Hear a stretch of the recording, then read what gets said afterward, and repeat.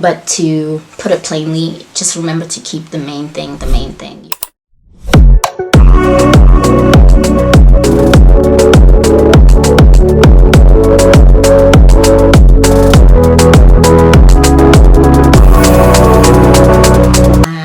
My name is Linda Bouchle.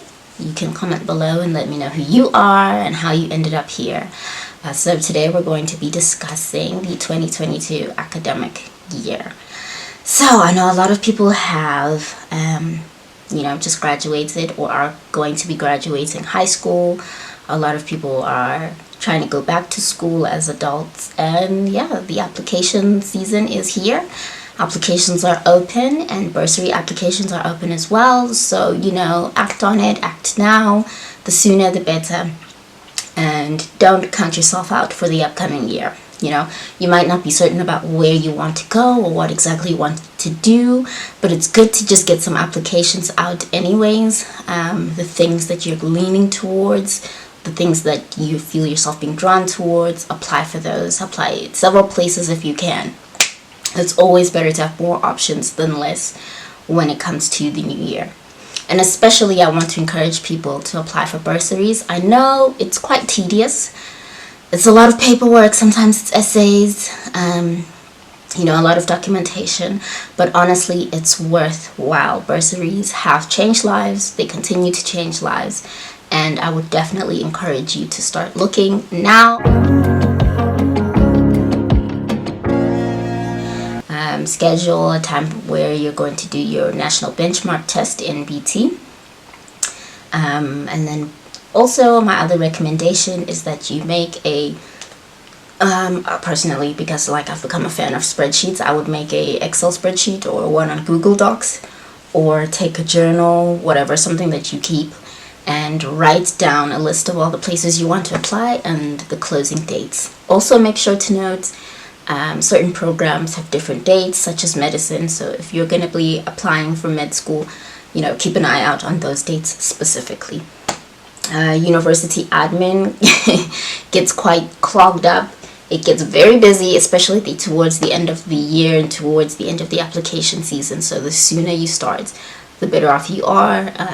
The more likely your emails will get responded to and so forth. If you are able to get a bursary, I would say put that as a priority. If you get a number of acceptances as to where you'll go, I would go where the bursary allows me to.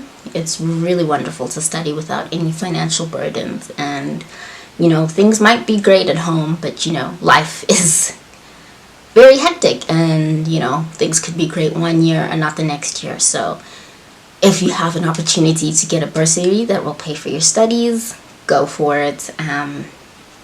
Don't make the choice of your university based on friendships, because the friends who you are really close with and will be friends with forever, no matter where you guys go, you will still connect, you will still see each other, I promise you.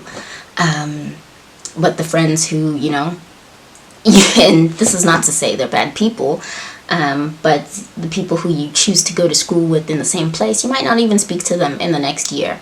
So you need to make sure that your choice of university is about you. You need to make sure it's about what you need, about where you want your career to go.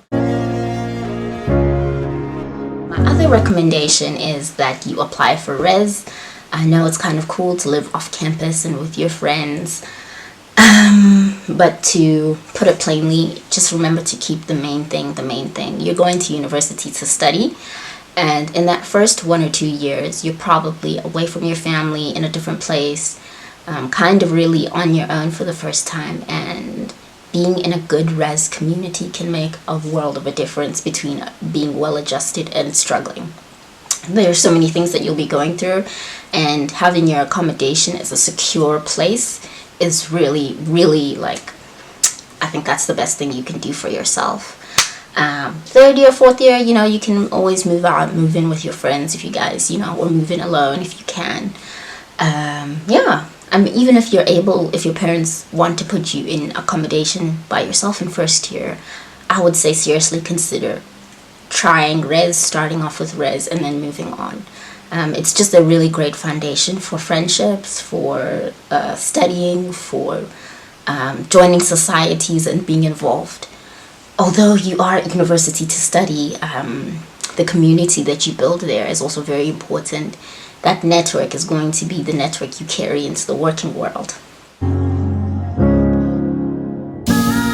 Now to the students who are going to be doing distance learning, it's doable. That's the first thing I want to get out of the way.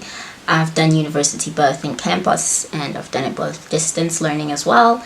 And, you know, of course, with distance learning, you need to be extremely disciplined and you need to know what you're doing. So I don't know if I would recommend distance for like a first year, but it's not impossible. It is doable. You just need to be careful. Don't let times pass you by. You know, no one is going to be making sure that you're submitting all your things on time except for you. So you need to know what you want. As long as your goals are clear, go for it. It's totally doable, and it's a great way to, you know, have a bit of control of your time and also get school done along the way. If you need any help with university applications, you can totally email me, or I think I'll leave my email below, and you can just reach me there, ask me, pick my brain, whatever. And yeah, we can have a discussion about that. This is what I love. I consider myself a human resource specialist. You gotta be a specialist these days.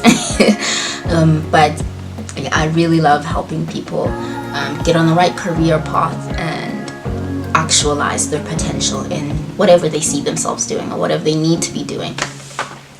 And I think I'll make another video about studying and working full-time, because that is like a whole special thing on its own. Another mountain to tackle, but again, it's doable and I've done it. Ask me how. Why does this feel like a Herbalife commercial now? Ooh.